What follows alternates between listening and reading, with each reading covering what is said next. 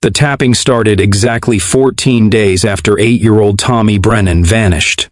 Every morning at 6:47 a.m., the German Shepherd appeared at the kitchen window of the Brennan home in Millbrook, Montana. Not their dog, but a scarred, battle-worn animal with amber eyes that seemed to hold secrets.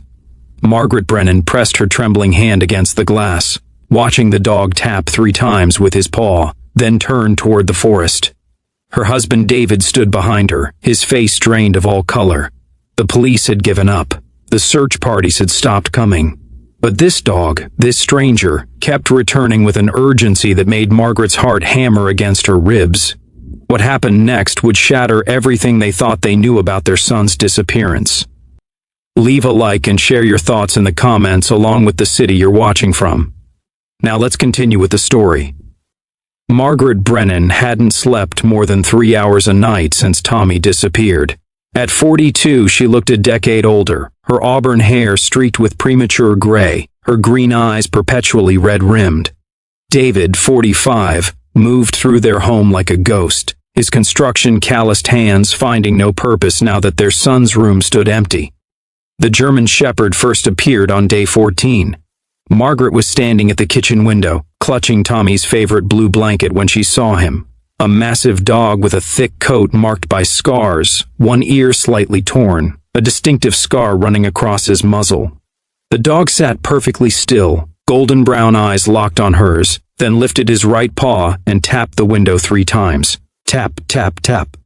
Before Margaret could react, the dog turned and trotted toward the tree line that bordered their property, disappearing into the dense Montana forest where Tommy had last been seen. "David," she whispered, but her husband was already beside her. "Did you see? Every detail." His voice cracked. "That's not a stray. Look at his build. That's a trained dog." The next morning, 6:47 a.m. exactly, the dog returned. Same spot, same 3 taps. Same purposeful retreat toward the forest. Margaret tried opening the door, calling out, but the dog maintained his distance, waiting only long enough to ensure they saw him before vanishing into the trees. By the 3rd day, David was convinced. "He wants us to follow." "The police searched those woods for weeks," Margaret said, but her hand was already reaching for her coat. Sheriff Tom Griswold had been sympathetic but clear. After 28 days, Tommy's case had gone cold. 100 volunteers had combed those woods. Tracking dogs had found nothing. The FBI liaison had suggested they prepare for the worst. But this dog was different. His behavior wasn't random. The precision of the timing, the deliberate tapping, the patient waiting, it spoke of intelligence and purpose. "Tomorrow," David said, his jaw set with the first determination Margaret had seen in weeks.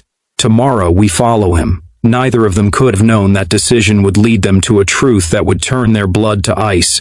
They prepared like they were mounting an expedition. David pulled out his old hiking gear, heavy boots, GPS device, first aid kit, rope. Margaret packed water, protein bars, and Tommy's blanket, unable to articulate why she felt she'd need it.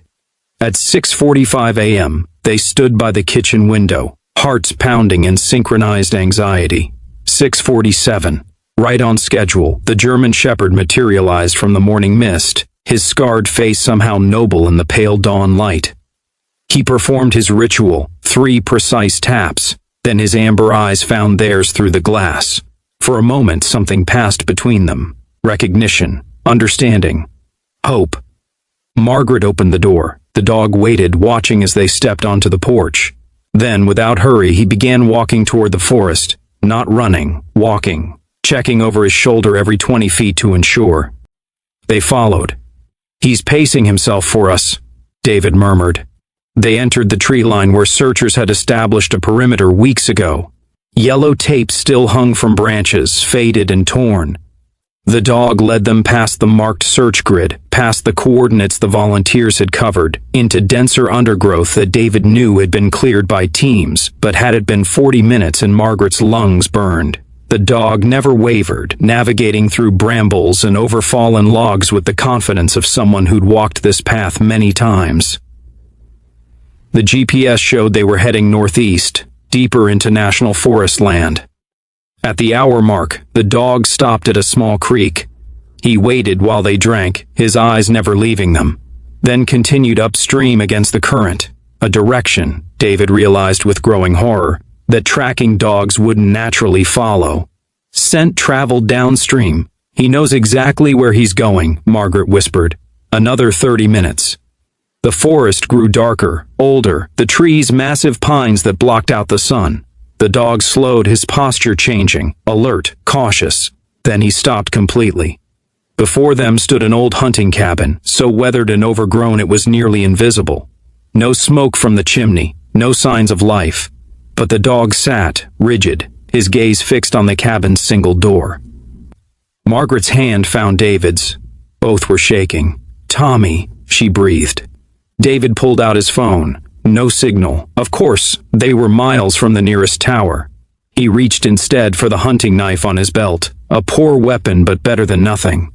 The German shepherd remained statue still, watching the cabin with an intensity that sent warnings crawling up David's spine. This wasn't the behavior of a dog who'd simply found something. This was a guard dog, a soldier. "We need to be smart," David whispered. "If Tommy's in there, and someone else is too." Margaret's face hardened with a mother's fury. "Then we get our son." They approached slowly, David in front, Margaret clutching a heavy branch she'd picked up. The cabin's single window was boarded shut from the inside. The door hung slightly crooked on rusted hinges. David pressed his ear against the weathered wood. Silence, not even the creak of floorboards. He tested the handle, unlocked. He pushed. The door swung inward with a groan that seemed to echo through the forest. Sunlight spilled into a dim interior that smelled of mildew, old smoke, and something else, something chemical. The cabin was empty. One room, maybe 12 by 12 feet. A cot in the corner, a wood stove, a table with a camping lantern. But there, on the rough wooden floor, David saw what made his blood run cold. Tommy's red sneaker. Margaret made a sound, half sob, half scream, and lunged forward, but David caught her arm. Because next to the sneaker were other things. A child's jacket, not Tommy's. A small purple backpack. A stuffed elephant. "Oh God," Margaret whispered. "David, there were others." On the wall, someone had carved dates into the wood. 6 dates. The most recent was 4 weeks ago. 2 weeks before Tommy disappeared. The German shepherd entered the cabin behind them, moving with purpose to the corner near the cot. He began pawing at the floorboards, a soft whine building in his throat. David knelt, examining where the dog scratched. The boards there were newer than the rest, less weathered. His fingers found purchase and he pried. The board lifted. Beneath was a crawl space, and in the darkness below, David saw papers, photographs, and a child's drawing of a dog with a torn ear. "Someone's been using this place," David said, his voice hollow. "And that dog knows who." David dropped into the crawl space, using his phone's flashlight to illuminate what years of darkness had hidden. His hands trembled as he gathered what he found. Not just evidence of Tommy, but of something far more sinister. Photographs. Dozens of them. Children at playgrounds, outside schools, walking home. Always from a distance. Always unaware. David's stomach lurched when he recognized Millbrook Elementary in several shots. The dates scrawled on the backs went back 3 years. A journal, water-stained and filled with tight handwriting. David didn't read it. Couldn't. But he saw enough. Names, times, patterns of movement, and maps, hand-drawn maps of the forest, marking trails, noting seasonal flooding, identifying sight lines from roads, professional surveillance. "Margaret," he called up, his voice shaking. "Call for help the moment we get signal. Don't wait, don't stop, this is—" He couldn't finish, but Margaret wasn't listening. She'd found something else. Tucked behind the wood stove was a tactical backpack, military grade. Inside, zip ties, duct tape, a taser, chloroform, and a folder with documents that made her hands shake so violently she nearly dropped them. Property records. For this cabin and 2 others in adjacent counties. All owned by the same person, a name she recognized. "David, come up here. Now." He climbed out and she showed him. His face went from confusion to disbelief to rage in seconds. "That's not possible. He's the volunteer coordinator," Margaret finished. "Carl Hendricks. He organized all the search parties. He had access to everything, where we looked, where we didn't. What the police knew. The German Shepherd barked once, sharp and urgent. He moved to the door, hackles raised, ears forward. Footsteps. Coming up the trail. David grabbed Margaret's arm and pulled her toward the back corner, behind the door. He gripped his knife, inadequate against what might be coming. Through a gap in the boards he could see movement. A man emerged into the small clearing, mid-50s, gray hair, wearing the same Millbrook volunteer search jacket he'd worn during the searches for Tommy. Carl Hendricks stopped when he saw the open cabin door. His hand moved to his belt, pulling out something that gleamed in the sunlight. A gun. If you're enjoying this story, don't forget to subscribe so you never miss another heartwarming tale like this. The German Shepherd stepped into Carl's path, a low growl rumbling from deep in his chest. Carl's face registered shock, then something darker, recognition. "Rex," Carl said, and the dog's growl intensified. "I should have put you down when I had the chance." Rex. The name clicked in David's memory, a military working dog reported missing from Fort Harrison 18 months ago. Presumed dead. Carl took a step toward the cabin, gun raised. "I know you're in there. Your car's parked on the service road mile back. Sloppy." David's mind raced. They were trapped. The cabin had only one door, one boarded window. But Carl was looking at the dog, not watching the cabin closely. "You couldn't leave it alone," Carl continued, speaking to Rex like they were old acquaintances. "I trained you to be loyal. And you betray me?" The pieces assembled in Margaret's mind with horrifying clarity. Carl Hendricks, volunteer coordinator, former K-9 handler at Fort Harrison. Rex wasn't leading them to Tommy. He was leading them to the evidence against his former handler. "Where's our son?" Margaret stepped out from behind the door, startling Carl. His gun swung toward her, but Rex lunged, 70 pounds of scarred fury. The gun fired, the shot going wide, and Carl went down with Rex's jaws locked on his gun arm. David tackled Carl from the other side, pinning him while Rex maintained his grip. The gun skittered across the floor.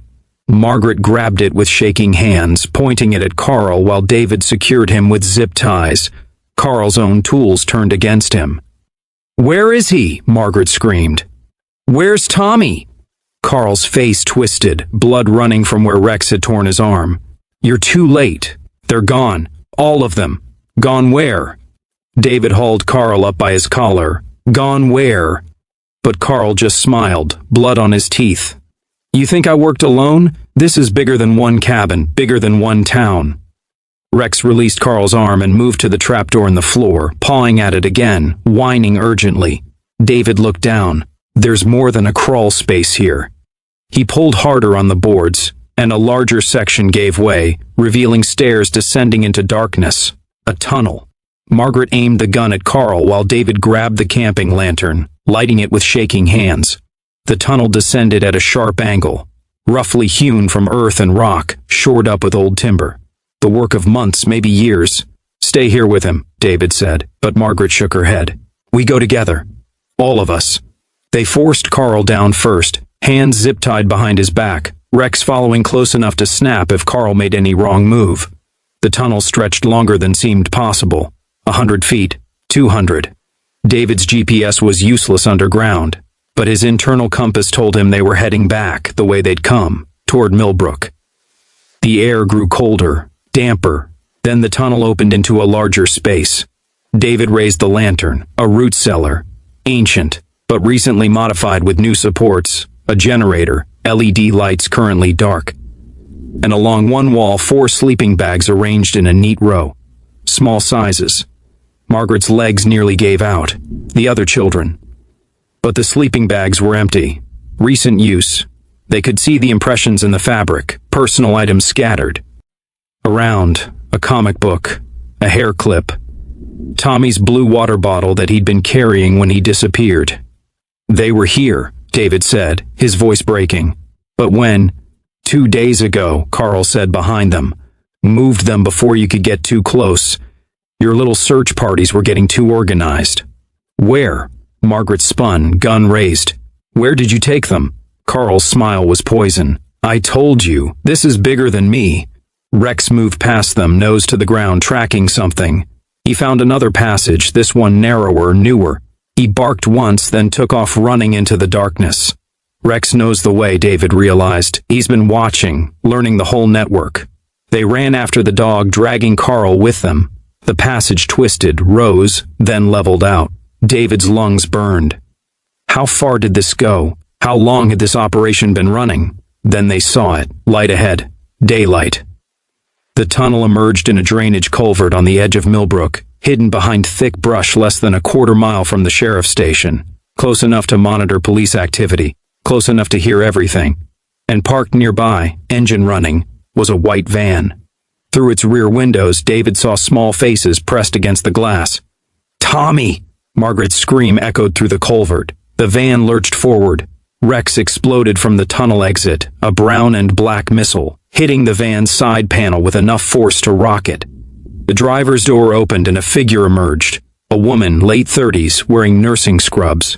Her face was familiar. Sarah Vance, the school nurse. Two of them, David breathed, at least two. Sarah raised a taser, aiming at Rex, but Margaret fired first. The shot went high, intentionally, shattering the van's side mirror. Sarah dove back into the driver's seat. David released Carl, shoving him to the ground, and sprinted for the van. Rex was already at the back doors, jumping, scratching, his barks frantic. Through the window, David counted 4 children. Tommy, his face pressed to the glass, eyes wide with hope and terror. The van accelerated. David grabbed the rear door handle, his boots sliding in the gravel, but the lock held. Rex ran alongside, keeping pace, never giving up. Then Margaret fired again, this time the front tire. The van swerved, fishtailed, and crashed into the culvert wall with a sickening crunch. Steam hissed from the ruptured radiator. David wrenched the back doors open. "Out! Everyone out, now!" 4 children tumbled out, Tommy first, throwing himself into his mother's arms with such force they both fell. 2 girls, maybe 6 and 7. A boy around 9, his leg in a makeshift brace. "Run!" David shouted. "Rex, lead them!" The German shepherd understood immediately. He positioned himself in front of the children and began moving toward the main road, visible just beyond the tree line. Sarah Vance tried to exit the van, but Margaret was there, gun steady now, all fear burned away by a mother's fury. On the ground. Now. Sirens wailed in the distance. Someone, a morning jogger maybe, had heard the gunshots and called 911. Sheriff Griswold's SUV appeared around the bend, followed by 2 more patrol cars. Rex led the children directly to the sheriff, who knelt to receive them, his weathered face showing shock, then recognition, then understanding. Tommy looked back at the dog who'd saved him, saved them all. "He came every night," the boy said, his voice hoarse. "To the tunnel. He brought us food. He never left us." Rex sat beside Tommy, finally allowing himself to relax, his mission complete. The interrogation room at the Millbrook Sheriff's Department was designed for intimidation, but Carl Hendricks seemed beyond fear. He sat with his bandaged arm in a sling, his expression almost peaceful. Sheriff Griswold led the questioning, FBI agent Michelle Torres beside him. Margaret and David watched from behind the glass, Tommy between them, wrapped in blankets, refusing to leave his parents' side. "Rex was my best dog," Carl began, unprompted. "Trained him for EOD, explosive detection. He could find anything. Then he started finding things I didn't want found." Carl's operation had begun 3 years ago when he retired from Fort Harrison and returned to Millbrook. The tunnels were old mining passages from the 1890s, forgotten by everyone except local historians. Carl had stumbled onto them while hiking and seen opportunity. "You prey on children and you call it opportunity?" Griswold's voice was cold steel. "I call it business," Carl corrected. "Private adoptions, wealthy couples overseas who don't ask questions." Sarah handled the medical screenings, kept them healthy. "I managed logistics." He said it like discussing a shipping operation. Agent Torres leaned forward. "Rex didn't agree with your business model." Carl's face darkened. "Rex started acting strange around 6 months ago, wouldn't obey commands, started disappearing on runs. I realized he was going to the holding sites trying to help them escape, so I left him in the forest, drove away. Should have died out there." "But he didn't," David said from behind the glass, his hand on Rex's head. The dog had refused to leave Tommy's side, and no one had the heart to separate them. Military working dogs are trained to adapt and survive, Carl muttered. Never knew he'd adapt this well. Figured out the whole operation. Watched Sarah's movements, learned the tunnel system, even started stealing food from campers to feed the kids. And when Tommy was taken, Torres continued, Rex decided to end it. Carl nodded. Smart dog. Knew you wouldn't believe it without seeing, so he brought you to the evidence, forced the timeline, made me come to the cabin. He looked at the one-way mirror as if he could see Rex through it. I trained him too well. No, Griswold said quietly. You trained him exactly right. He just remembered that some orders should never be followed. 3 months later, the Montana sun hung low over the Brennan property, painting the mountains in shades of amber and gold. Tommy threw a tennis ball across the yard, and Rex, now officially adopted, his military record sealed, his new life begun, bounded after it with the enthusiasm of a puppy despite his scars. The other 3 children had been reunited with their families, 2 from Montana, 1 from Idaho, all taken over an 18-month period. Sarah Vance had cooperated, naming 2 more accomplices, a social worker in Helena and a trucking company owner who handled transport. Federal charges, multiple life sentences. Carl Hendricks would die in prison. He'd accepted a plea deal only to avoid the death penalty. He looks good, Sheriff Griswold said, joining Margaret and David on the porch. He'd become a fixture in their lives, checking in weekly, helping Tommy with counseling referrals, making sure the family got whatever support they needed. We couldn't keep him away. Margaret smiled, watching Tommy and Rex play. The military offered to reassign him elsewhere, but Tommy needs him, David finished, and I think Rex needs Tommy. The doorbell rang. Agent Torres had arrived with paperwork, the last of it.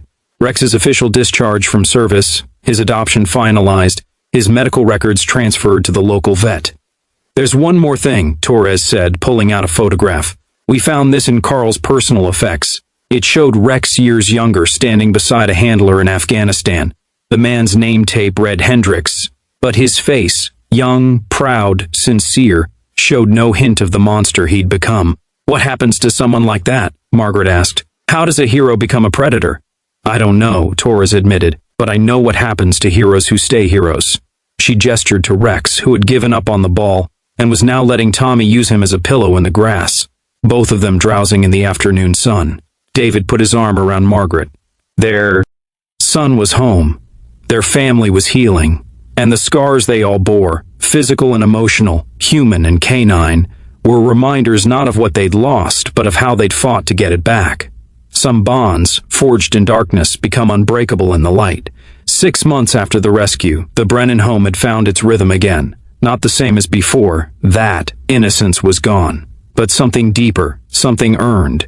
Tommy, now 9, had returned to school with Rex certified as his service dog. The other students had been curious at first, but the novelty wore off. What remained was the sight of a boy and his dog, inseparable, healing together. The nightmares came less frequently now. When they did, Rex was there, his weight across Tommy's legs, his steady breathing a reminder that darkness could be survived. David had taken a leave from construction to be home more. Margaret had started a foundation for families of missing children, using her experience to help others navigate the nightmare they'd survived. On a crisp October morning, they stood in the forest at the entrance to what had once been Carl's tunnel.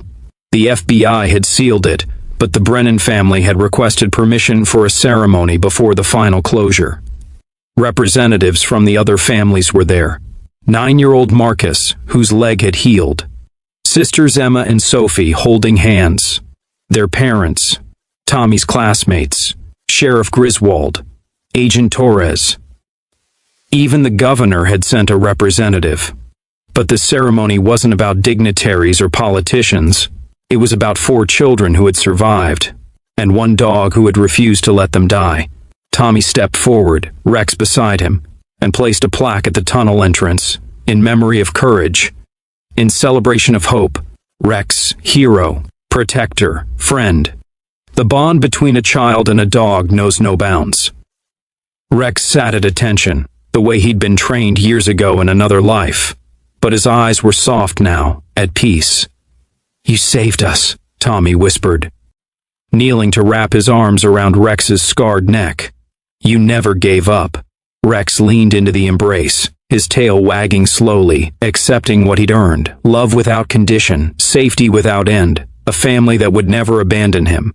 As the sun broke through the Montana pines, David captured a photograph, his son and the dog who'd brought him home. Both scarred, both healing, both home. Some heroes wear uniforms, some wear fur. All of them teach us that loyalty, courage, and love are the forces that light even the darkest tunnels.